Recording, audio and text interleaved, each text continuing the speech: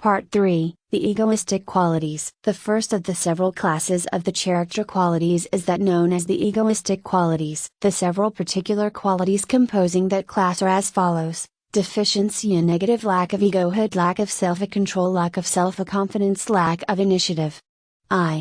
The egoistic qualities: positive norm, egohood, self-control, self-confidence, initiative. Excess and negative: egotism, asceticism, egotistic conceit, egotistic rashness. You are now asked to consider each of the above stated several particular character qualities composing the class of the egoistic qualities. Egohood. Egohood consists of the conscious recognition, realization and manifestation of one's individuality. True individuality is based upon the conscious recognition and realization that oneself, or ego, is a reality, a center of real power and life in the great cosmic manifestation of power and life. Egohood is the state of full conscious realization of one's self as the ego or permanent subject of all mental and physical experience of the individual. Egohood is the quality of the conscious recognition, realization, and manifestation of the I am I of the individual. Egohood possesses two general phases, namely, 1. The recognition of the real relation and correlation between the ego and its world of experience, and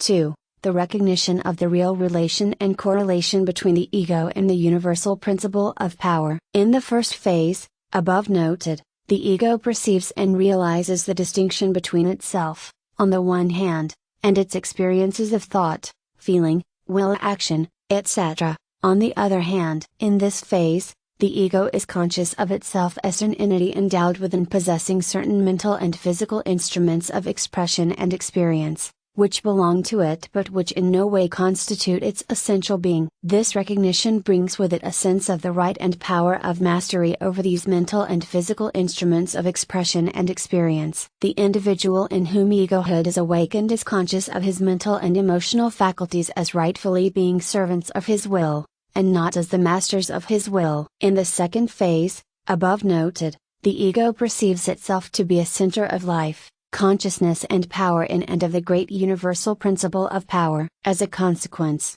it experiences a conscious certainty of true being and reality, a certainty of eternal and immutable existence, and a certainty of security and safety, notwithstanding the storms and tempests of the personal existence in the world of experience and expression. The consciousness of this relation to universal power and ultimate reality gives to the ego a sense of power and certainty which nothing else can impart. It links it to the eternal verities, and imparts to it a confidence and sense of security impossible to those who have not unfolded into this consciousness. The subject of egohood has been referred to in a preceding section of this book. It has also been considered in considerable detail and to a greater extent in that initial book of this series entitled Personal Power, to which we refer the student wishing to proceed further in his study of this particular branch of our general instruction. The deficiency and negative of egohood is known as lack of egohood, which is marked by an absence of the realization of the presence of the ego as a real entity, and as the master of the mental and emotional faculties, its instruments of expression and experience, and also by an absence of the realization of the relation of the real self,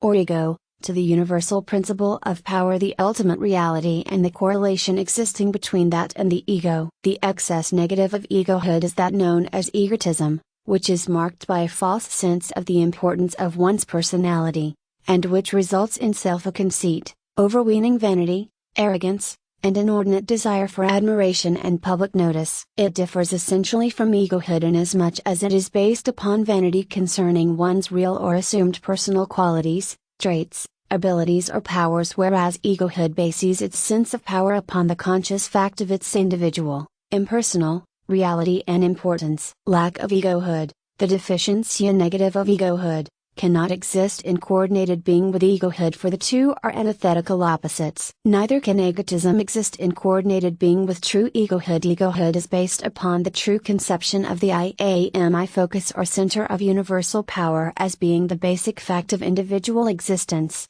personality being regarded by it as merely the part in the play performed by the individual, the manifestation of the instruments of its expression and experience worthy of being regarded with true pride and satisfaction, but in no wise to be mistaken for the real self or to become the ground of arrogance, conceit, vanity, etc. Self-control. Self-control consists of the control and mastery of the instruments of expression and experience by the ego, or I of the individual. Self-control distinguishes the great individuals of the race. Those in whom the consciousness of egohood is well awakened begin to manifest self-control almost involuntarily, discovering the ego to be the I at the center of the being of the individual. They begin to assert that sovereignty which is a prerogative of that dominant position. Such an individual refuses to continue or to become a slave of the thoughts, feelings, emotions and habits of his instruments of expression and experience, but,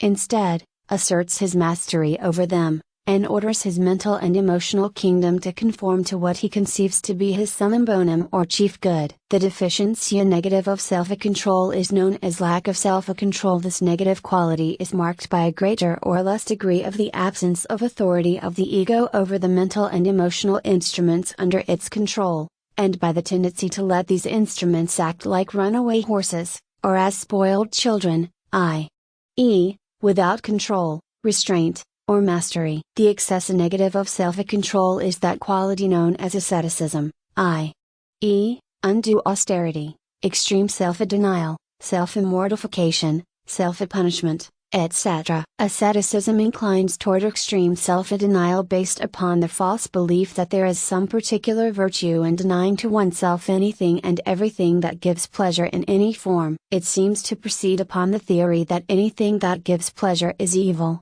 not because of any probable injurious effects but rather simply because it possesses the property of giving pleasure. Asceticism seems to regard pleasure as evil, and pain as good. This is an abnormal, morbid and pernicious doctrine in the view of sane, thoughtful individuals. Self-control, the positive norm, is based upon no such ideas or ideals. Instead, it holds that all things are good to be used, in their right time and place, but nothing is good enough to use, dominate or master the individual. True self-control is the sane middle ground, or golden mean, between uncontrolled indulgence, on the one hand, and asceticism, on the other hand. It is the perfect flower which supplants the two weeds of the extremes of the negatives. Self-confidence. Self-confidence consists of the conscious confidence, reliance and belief in oneself. It arises from an underlying conviction that the ego, or I, is in control of the instruments and faculties of expression and experience,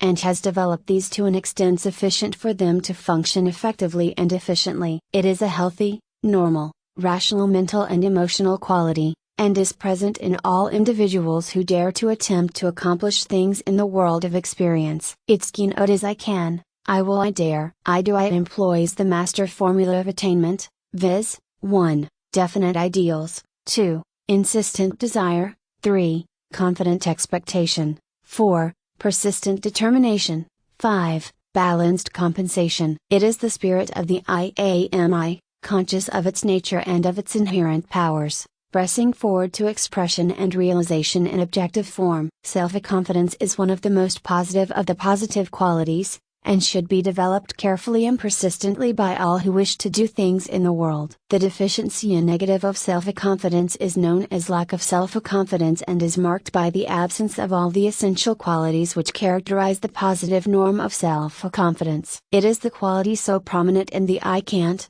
and I'm afraid to try individuals. It paralyzes all human effort and endeavor. Many persons having many other positive qualities well developed fail to demonstrate and manifest them effectively because they lack self-confidence. Self-confidence is an important element of character, the absence of which prevents the expression and manifestation of many of the other positive qualities. The excess negative of self-confidence is that known as egotistic conceit, which is composed of vain conceit, false assurance, and an overweening arrogant coxiness. Self-confidence is based upon one's belief in the development of his own faculties, his control and efficient direction thereof, and his innate and inherent powers. Egotistic conceit, on the other hand, is based upon the vain feeling that one's talents, capacity, personal qualities, and attractions are of a superior order, simply because they happen to be his own, a part of his own egotistical personal self, rather than because of their actual degree of development,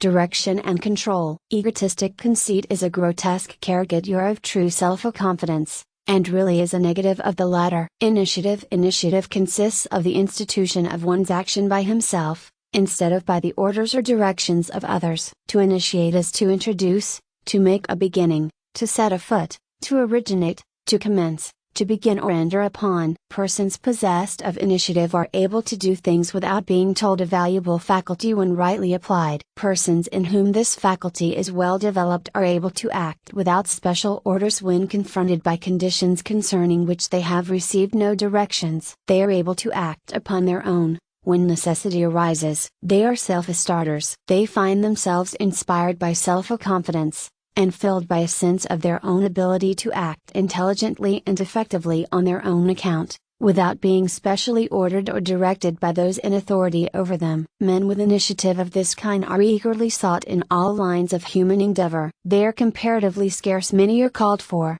but few are chosen. These men are the generals and other commanding officers of the army of everyday life and work. The man of initiative. These self-starters, however, are not uninfluenced by the opinions and views of others, though they may seem to be so. Instead, they carefully consider and weigh the views and opinions of others as well as their own, and then come to a decision and form a judgment. Then they act on their own responsibility, without requiring orders or commands from these others. They acquaint themselves with the pros and cons of the subject of their actions, and thus are able to decide intelligently and to act upon that decision. They are not egotistical in their judgments, but are quite willing to adopt an opinion or idea of another if it seems to fit in with the general purpose and end. But they are self-starters, and do not require others to initiate their actions, or to command their steps for them. The deficiency negative of initiative is known as lack of initiative, which is marked by an absence of all of the characteristics of initiative. Those who lack initiative are unable or unwilling to undertake any enterprise or course of action on their own account. They may be excellent servants and obedient orders,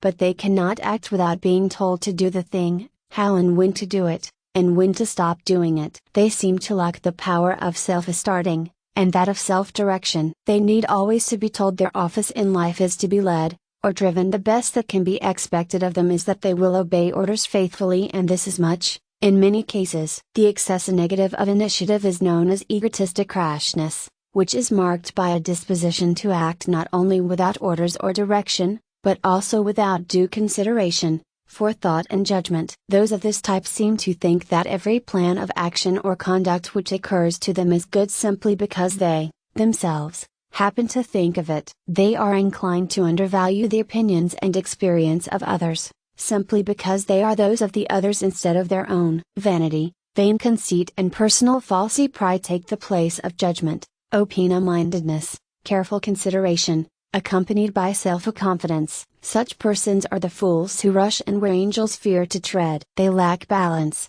sense of true proportion, and that true individuality which transcends mere personality. This negative quality is a counterfeit of true initiative. It is the donkey wearing the lion's skin, the peacock wearing the feathers of the eagle, the ape wearing the garb of the man. Egohood is based upon true individuality. Egotism is based upon self-exalted personality. Egohood is posited upon the consciousness of true being. Its expression is I am I, in that sense of the term which indicates its fundamental reality and verity as a focal center of consciousness and power in the universal principle of power, and as a center of activity in one's mental and emotional kingdom. Egotism is posited in the limited consciousness of personality, the consciousness of oneself as John Smith. Instead of I am I, it regards its temporary, passing, changeable and variable aggregate of mental and emotional states as being its true nature, instead of things belonging to the I am I. Egohood has true pride based upon its essential, constant and fundamental nature. Egotism has false pride based upon its superficial, inconstant, and non-essential nature. An understanding of the above stated distinction between egohood and egotism will explain the difference between the counterfeit and the real in the list of the qualities above considered. The positive norm in each case will be found to rest upon the consciousness of true egohood, whereas in each case the excessive negative will be found to rest upon the consciousness of false selfhood or egotism. The remedy is apparent: develop true individuality and egohood, and thus dispel the shadowy presence of egoism or false selfhood. Remember the rule: develop the positives, and thus weaken and inhibit the negatives.